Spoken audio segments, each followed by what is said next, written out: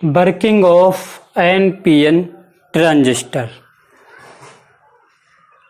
छात्रों, हमने आपको पहले ही बताया था कि जब भी ट्रांजिस्टर को ऑपरेट करते हैं तो यह आवश्यक होता है कि उसकी इंटर बेस जंक्शन सदैव फॉरवर्ड बायसिंग में तथा कलेक्टर बेस जंक्शन को सदैव रिवर्स बायसिंग में जोड़ते हैं, कनेक्ट करते हैं। तो भाई हमने भी कनेक्ट कर दिया। फिर क्या होता है, फॉरवर्ड बायसिंग के कारण इमीटर सेक्शन के या इमीटर रीजन के इलेक्ट्रॉन्स बेस की ओर मूव करते हैं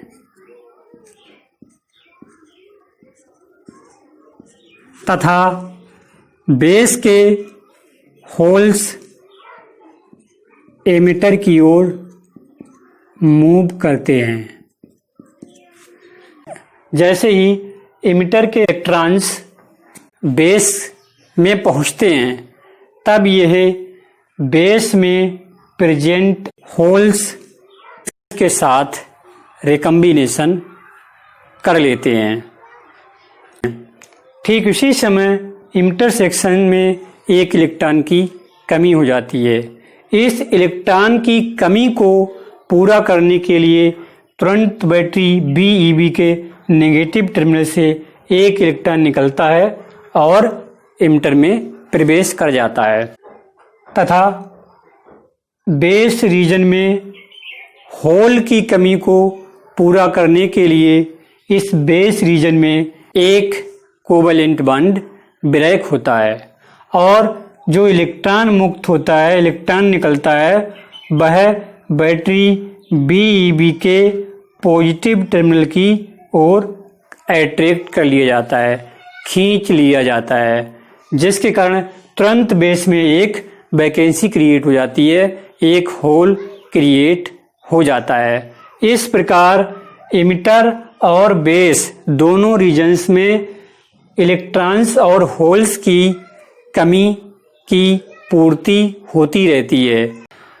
चूंकि बेस बहुत ही पतला और लाइटली डोप्ड होता है, इसीलिए प्रैक्टिकली यह देखा जाता है कि इमिटर सेक्शंस के 2 से लेकर 5% तक इलेक्ट्रॉन्स बेस में प्रेजेंट होल्स के साथ रिकम्बिनेशन कर लेते हैं और रिमेनिंग 98 to 90% तक इमिटर सेक्शन के इलेक्ट्रॉन्स बेस को क्रॉस करके कलेक्टर रीजन में प्रवेश कर जाते हैं, प्रवेश कर लेते हैं।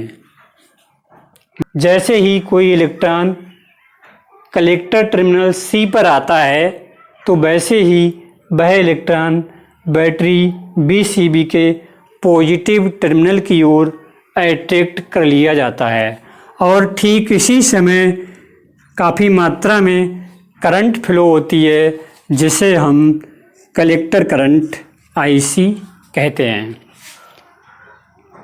और जिस समय एक इलेक्ट्रॉन कलेक्टर से बैटरी BeB के पॉजिटिव टर्मिनल की ओर अट्रैक्ट होता है, ठीक उसी समय बैटरी BeB के नेगेटिव टर्मिनल से तुरंत एक इलेक्ट्रॉन इमिटर सेक्शन में भी प्रवेश कर जाता है, प्रवेश कर लेता है और यही प्रोसेस, यही प्रक्रिया बार बार रिपीट होती रहती है, जिससे कलेक्टर टू इमिटर सर्किट में करंट का फ्लो होता रहता है। इस बेस करंट IB और कलेक्टर करंट IC यह इमिटर टर्मिनल से निकलती हैं, अर्थात एमिटर करंट IE को फ्लो करती हैं। इस प्रकार NPN ट्रांजिस्टर के केस में भी emitter current IE = IB plus IC का सम होती है। Means emitter current base current और कलेक्टर करंट के सम के इक्वल फ्लो होती है।